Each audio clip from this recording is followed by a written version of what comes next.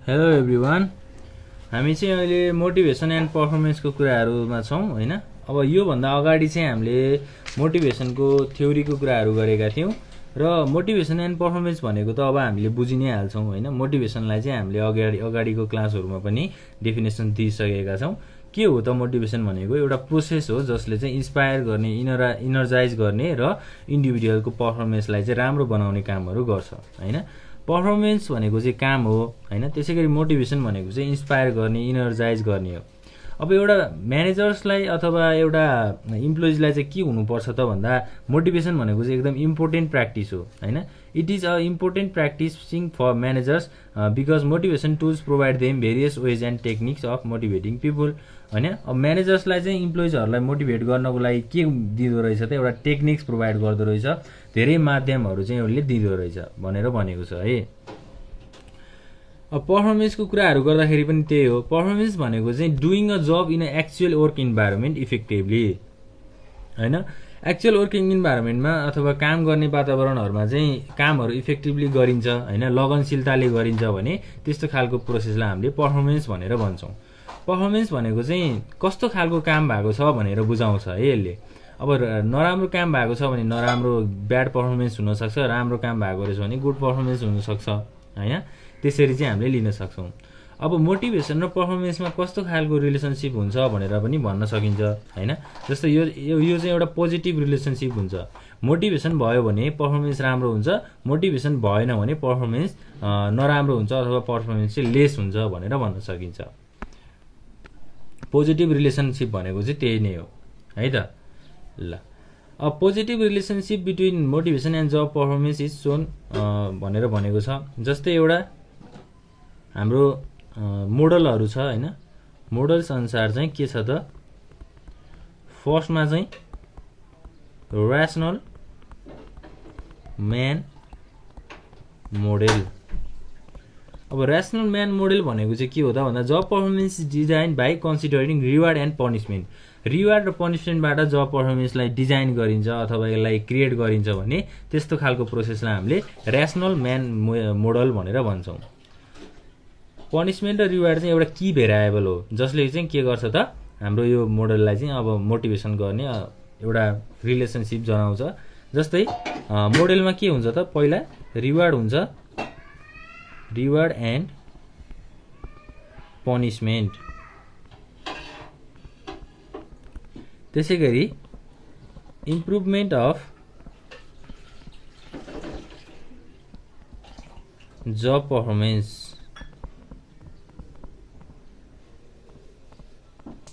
र हाम्रो लास्टमा के हुन्छ त? इम्प्लोइजको मोटिभेसन हुन्छ।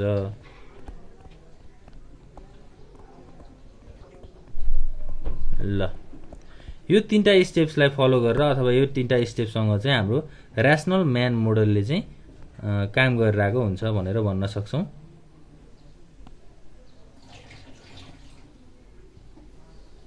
फर्स्टमा के छ त? यहाँ रिवार्ड र पनिसमेन्टहरू दिइएको छ, त्यसै गरी जब पर्फर्मेन्सलाई चाहिँ इम्प्रुभ गराइएको छ होइन। अनि लास्टमा के भयो त? इम्प्लोइजको लागि मोटिभेसन आयो, उनीहरू इन्सपायर भए भनेर यो डायग्रामले हामीलाई बुझाउँछ। Rational man model. त्यसै गरी बी नम्बरमा जान्छौँ हामी, बिहेभियरल मोडल। बिहेभियरल मोडल भनेको चाहिँ के हो त भन्दा जस्तै सोसियल बिहेभियर्स, प्रमोसन, राइटको कुराहरू हुनसक्छ। अब अर्गनाइजेसनको सोसियल बिहेभियरलाई डिटरमाइन गर्ने र जब पर्फर्मेन्सलाई चाहिँ एउटा लेभलमा इन्क्रिज गर्ने मोडललाई हामीले बिहेभियरल मोडल भन्छौँ। Employees are provided with better working environment होइन। इम्प्लोइजहरूलाई चाहिँ के गरिन्छ त? एउटा राम्रो वातावरणहरू काम गर्नको लागि एउटा राम्रो इन्भाइरोमेन्ट अथवा फेसिलिटिजहरू दिइन्छ। त्यसै गरी अब हाई रेस्पेक्टको कुराहरू भयो, पोजिसन भयो होइन, उनीहरूलाई रिकग्निसन दिने, त्यसै गरी सेटिस्फ्याक्सन प्रोभाइड गर्ने, यस्तो खालको मोडललाई हामीले बिहेभियरल मोडल भन्छौँ। के छ त यहाँ? जस्तै सोसियल बिहेभियरको कुराहरू छ। के आउँछ? प्रमोसनको कुराहरू आउँछ, प्रोमोट गर्ने होइन। त्यसै गरी राइट्स इटिसी सोसियल बिहेभियर्समा आयो। र यो भइसकेपछि के हुन्छ त? जब सेटिस्फ्याक्सन हुन्छ, उनीहरूले काम गरेको कुराहरू चाहिँ सेटिस्फाइड हुन्छन् उनीहरू होइन। र लास्टमा इम्प्रुभ जब पर्फर्मेन्स। अब लास्टमा चाहिँ जब पर्फर्मेन्सलाई चाहिँ इम्प्रुभ गराउने काम हुन्छ। यसरी चाहिँ हाम्रो एउटा बिहेभियरल मोडलले काम गरिरहेको हुन्छ। यसरी बुझ्न सकिन्छ। अब यसलाई डायग्राम अनुसार हामीले यसरी क्रिएट गर्न नि सक्छौं हैन। अब इच्छा अनुसार हजुरहरूले के गर्न चाहनुहुन्छ त्यो गर्नुस्। ल यस्तो खालको स्ट्रक्चरलाई चाहिँ हामीले बिहेभियरल मोडल भनेर भन्छौं। त्यसैगरी अब थर्डमा जान्छौं। के छ त थर्डमा चाहिँ self actualisation model. Self actualisation model. Self actualisation भनेको चाहिँ आफूले आफूलाई टेस्ट गर्ने अथवा आफूले आफूलाई एउटा रियलाइज गर्ने हैन। मैले चाहिँ के गर्न सक्छु, मेरो एबिलिटी के छ भनेर, मेरो क्षमताहरू के छ भनेर आफूले आफूलाई टेस्ट गर्ने मेथडलाई हामीले सेल्फ एक्चुअलाइजेसन भन्छौं। र यो मेथडमा चाहिँ के हुन्छ त भन्दा मेन्टल म्याच्युरिटी हैन। त्यसैगरी पोजिटिभ एटिट्युड टुवर्ड्स जब र इम्प्रुभ जब पर्फर्मेन्स र लास्टमा के छ त इम्प्लोइजको मोटिभेसन।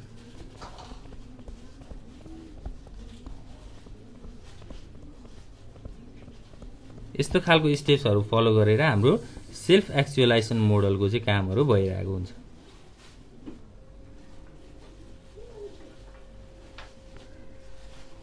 ल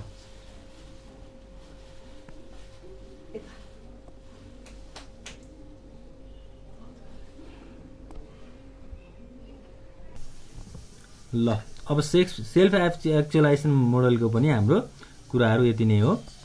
यसरी एउटा यो प्रोसेसबाट चाहिँ सेल्फ एक्चुअलाइजेसन गर्न सकिन्छ आफूले आफूलाई। र अब हामीले डिस्कस गर्ने भनेको फ्रस्ट्रेसन। फ्रस्ट्रेसनको मिनिङ भनेको के हो हैन। अर्गनाइजेसनमा इम्प्लोइजहरुमा के कस्तो फ्रस्ट्रेसनहरु आउँछ त्यो कुराहरु बुझ्छौं। फ्रस्ट्रेसनलाई चाहिँ हामीले एउटा नेगेटिभ बिहेभियर भनेर पनि भन्न सक्छौं हैन। अब when the motivated drive is constant अथवा मोटिभेटेड ड्राइभहरु सुरु हुन्छ र बिचमा कुनै ब्यारियर्सहरु आउँछ हैन, केही कुराहरुले चाहिँ त्यो मोटिभेसन फ्याक्टरहरुलाई रोकिरहेको हुन्छ, इम्प्लोइजहरुले मोटिभेसन पाइरहेको हुँदैनन्, त्यस्तो खालको सिचुएसनमा चाहिँ इम्प्लोइजहरुले फ्रस्ट्रेसन पाउँछन्। र फ्रस्ट्रेसन भन्ने बित्तिकै अब एउटा नेगेटिभ बिहेभियर हो which arises when motivation drive is block. Motivation दिने प्रोसेसमा कुनै पनि फ्याक्टरले त्यसलाई इफेक्ट गर्यो भने फ्रस्ट्रेसन हुन्छ भनेर भन्न सकिन्छ। Frustration occurs due to internal conflict in individual goal and objectives. Individual को गोल र अब्जेक्टिभ्स मा इंटरनल कन्फ्लिक्टहरु आयो, भित्री समस्याहरु आयो भने चाहिँ के हुन्छ त फ्रस्ट्रेसन चाहिँ हुन्छ। अब फ्रस्ट्रेसन भनेको अब स्ट्रेस हैन, स्ट्रेसलाई पनि अब एउटा फ्रस्ट्रेसनको रूपमा लिन सकिन्छ। ल फ्रस्ट्रेसनको मिनिङ पनि भयो हैन। अब फ्रस्ट्रेटेड बिहेभियरको कुराहरु गरौँ। एउटा फ्रस्ट्रेटेड इम्प्लोइ भइसकेपछि, इम्प्लोइजहरु फ्रस्ट्रेटेड भइसकेपछि उनीहरुले देखाउने बिहेभियरहरु के कस्तो हुन्छ त्यो कुराहरु हामी हेर्छौं। फ्रस्ट्रेटेड बिहेभियर भनौं।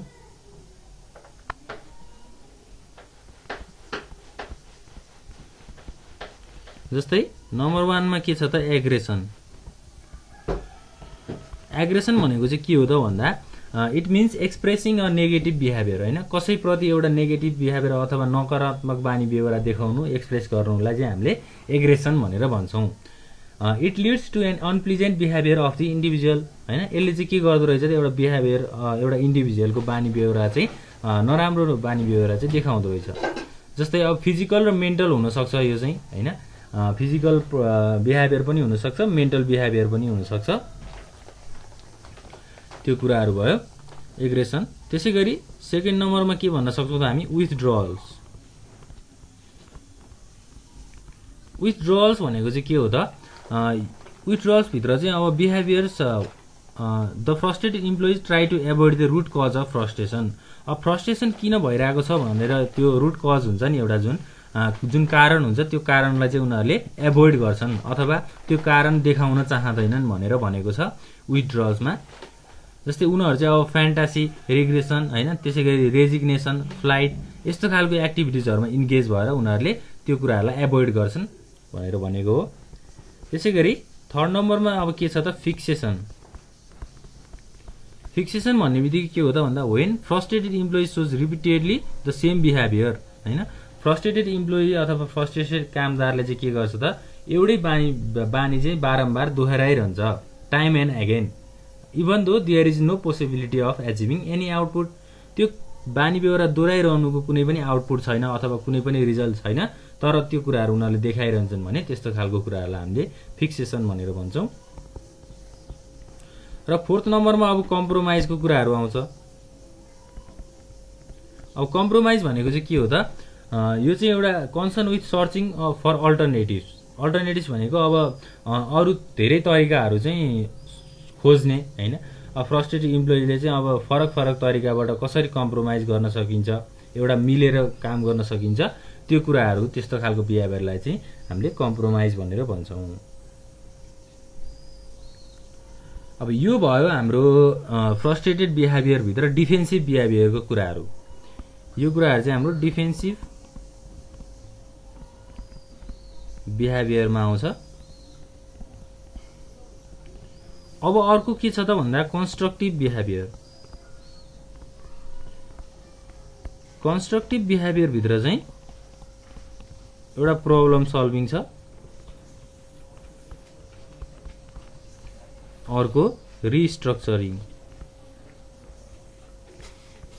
अब प्रब्लम सल्भिङ भनेको चाहिँ अब समस्याहरूलाई सल्भ गर्ने हैन। Under it the frustrated employees tries to solve the problem as far as practicable भनेको एउटा फ्रस्ट्रेटेड इम्प्लोइले चाहिँ आफ्नो प्रब्लमहरूलाई सल्भ गर्न खोज्छ भनेर भनेको छ। त्यसैगरी रिस्ट्रिक्टिङ भनेको के हो त, रिस्ट्रक्चरिङ भन्दा पनि रिस्ट्रिक्टिङ भनौँ।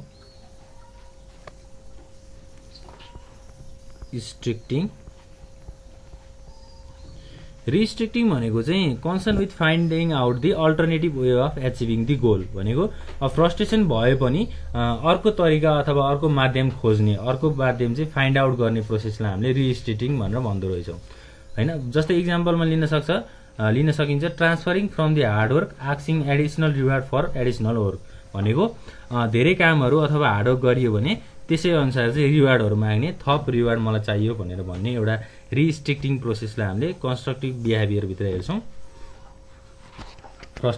फ्रस्ट्रेसनको कुराहरूमा।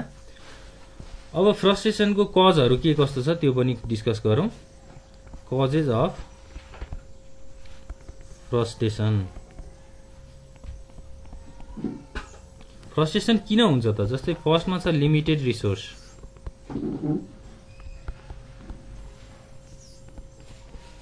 लिमिटेड रिसोर्स भनेको अब काम गर्नको लागि एडुकेट रिसोर्स अभाइलेबल भएन भने अब इम्प्लोइजहरूलाई के हुन्छ त, एउटा फ्रस्ट्रेसनको चाहिँ भावना फिलिङ हुन्छ। जस्तै काम गर्नलाई कुनै पनि सामान भएन भने उसले काम के गर्ने त हैन।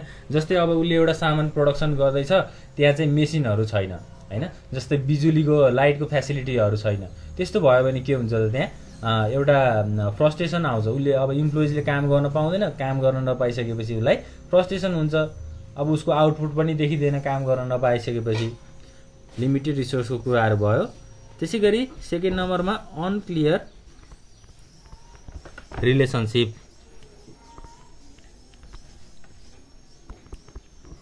अनक्लियर रिलेसनसिप अब एउटा अर्गनाइजेसनभित्र इम्प्लोइजहरू र म्यानेजर्सहरू बिच एउटा रिलेसनसिप भएन भने के हुन्छ त, त्यहाँ फ्रस्ट्रेसन आउन सक्छ। किनभने अब एउटा इम्प्लोइजले चाहिँ म्यानेजरको अन्डरमा काम गर्नुपर्छ। जस्तै इम्प्लोइजलाई चाहिँ अब कुनै कुराहरूको अब प्रब्लम आयो, समस्या आयो भने के गर्नुपर्छ त, म्यानेजरले हेल्प गर्नुपर्छ। अब म्यानेजरसँग रिलेसनै राम्रो छैन, अब रिलेसन नै नभइसकेपछि त्यहाँ उनीहरूले इम्प्लोइजले गाइडलाइन्सहरू पाउँदैन हैन। गाइडलाइन्सहरू नपाइसकेपछि त्यहाँ फ्रस्ट्रेसनको कुराहरू उत्पन्न हुन्छ। त्यसैगरी थर्डमा के छ त, अनक्लियर कम्युनिकेसन। कम्युनिकेसन भन्ने बित्तिकै के हो त, एउटा वार्तालाप हैन, कुराहरू राख्ने, आफ्नो आइडियाजहरू सेयर गर्ने प्रोसेसलाई हामीले कम्युनिकेसन भन्छौँ। तर कम्युनिकेसन भएन अथवा कम्युनिकेसन म्यानेजर र इम्प्लोइ बीच कम्युनिकेसन भएन भने के हुन्छ त फ्रस्ट्रेसन हुन्छ। किनभने मैले अघि भने नि जस्तै प्रब्लम्सहरू आयो भने एउटा इम्प्लोइजले म्यानेजरलाई भन्नुपर्छ र अब इम्प्लोइजले म्यानेजरलाई भनेन अथवा त्यो दुईटा बीच चाहिँ कम्युनिकेसन भएन भने के हुन्छ त त्यहाँ वर्कको फ्लोहरू घट्छ हैन। त्यसैगरी जब पर्फर्मेन्स टेक्निक्सहरू भयो यो कुराहरूलाई चाहिँ एफेक्ट गरेको हुन्छ, सजेसन्सहरू पाइँदैन। फोर्थ नम्बरमा के छ त हाम्रो गोल डिफरेन्स।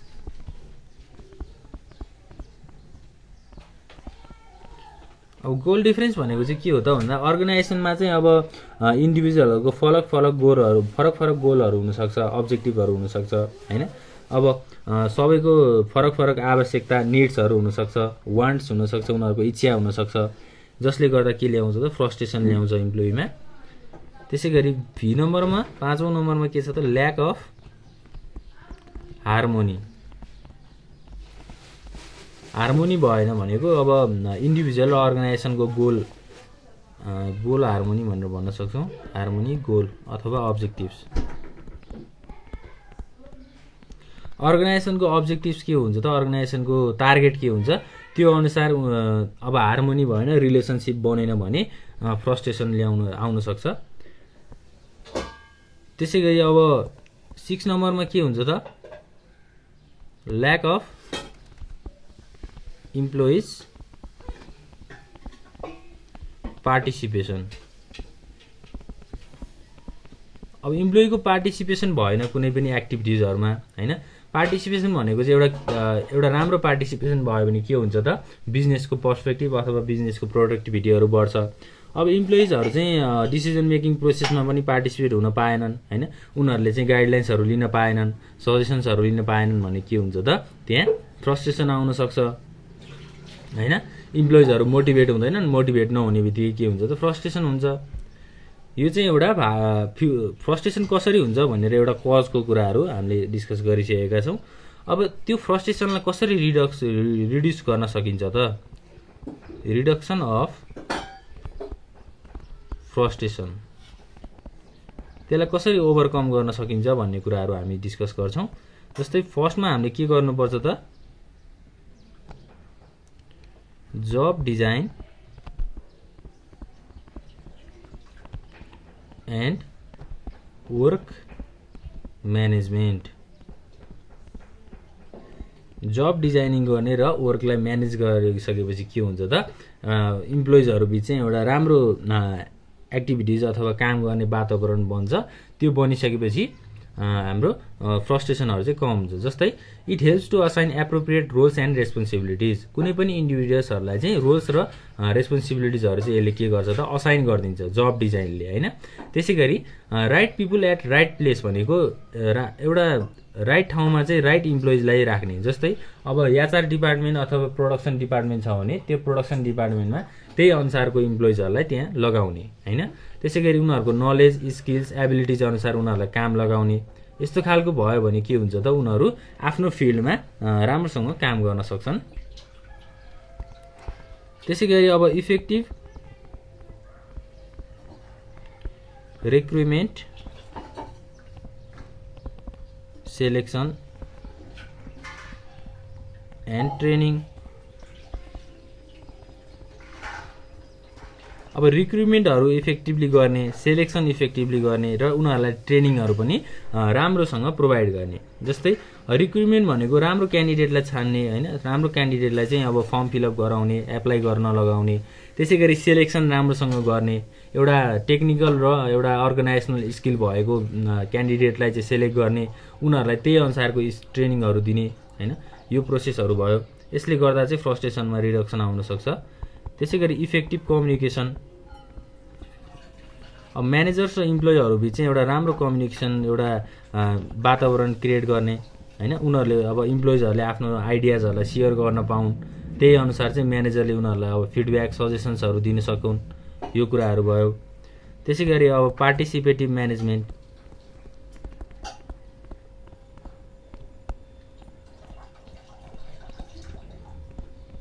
हैन। पार्टिसिपेटिभ म्यानेजमेन्ट भनेको चाहिँ अब हरेक अर्गनाइजेसनको हरेक काममा चाहिँ इम्प्लोइजहरूलाई इन्भल्भ गराउने, जस्तै क्वालिटी अफ वर्क लाइफ भयो होइन, त्यसपछि इम्प्लोइज इम्पावरमेन्ट भयो, इम्प्लोइजहरूलाई चाहिँ मोटिभेट गर्ने कुराहरू भयो होइन, कामहरू उनीहरूलाई दिने, नयाँ नयाँ आइडियाजहरूलाई चाहिँ उनीहरूले अब पार्टिसिपेट गराउने, नयाँ आइडियाज लिनको लागि। यो सबै प्रोसेसले चाहिँ हामीलाई फ्रस्ट्रेसन रिडक्सन गर्नको लागि अथवा मिनिमाइज गर्नको लागि चाहिँ हेल्प गर्छ। ल अब यति नै हो, हामीले सजिलो भाषामा बुझ्न सक्छौँ होइन। जब डिजाइन गरियो र वर्क म्यानेजमेन्ट राम्रोसँग गरियो भने फ्रस्ट्रेसन रिडक्सन हुनसक्छ भन्न सकिन्छ। अब राम्रो कम्युनिकेसन भयो भने फ्रस्ट्रेसन रिडक्सन हुन्छ भनेको छ। अब सबै पार्टिसिपेटिभ भनेको सबै कामहरूमा पार्टिसिपेट भयो भने सबै नलेज स्किल्सहरू गेन गर्न सकिन्छ, इन्फर्मेसनहरू लिन सकिन्छ, जसले गर्दा अब नलेजहरू हुन्छ, त्यही भएर फ्रस्ट्रेसन कम हुनसक्छ। अब फ्रस्ट्रेसनको कजहरू भनेको हामीले किन फ्रस्ट्रेसन हुन्छ भन्ने कुराहरू हो। जस्तै लिमिटेड रिसोर्स भनेको रिसोर्सेस अभाइलेबल भएन भने काम गर्न पाइँदैन, काम गर्न पाइएन भने फ्रस्ट्रेसन हुन्छ भन्न सकिन्छ। अब रिलेसनसिप राम्रो भएन भने होइन, त्यसै गरी कम्युनिकेसनको कुराहरू छ। धेरै सजिलो पोइन्टहरू छ होइन, यसलाई राम्रोसँग हेर्नु होला। र अब हामीले डिस्कस गरेको आज लगभग यति नै हो। मोटिभेसन एन्ड पर्फर्मेन्सको कुराहरू थियो, जसमा चाहिँ हामीले मोडेल्सको कुराहरू गऱ्यौँ। ल अब नेक्स्ट क्लासमा चाहिँ हामीले जब सेटिस्फ्याक्सनको कुराहरू गर्छौँ। Thank you.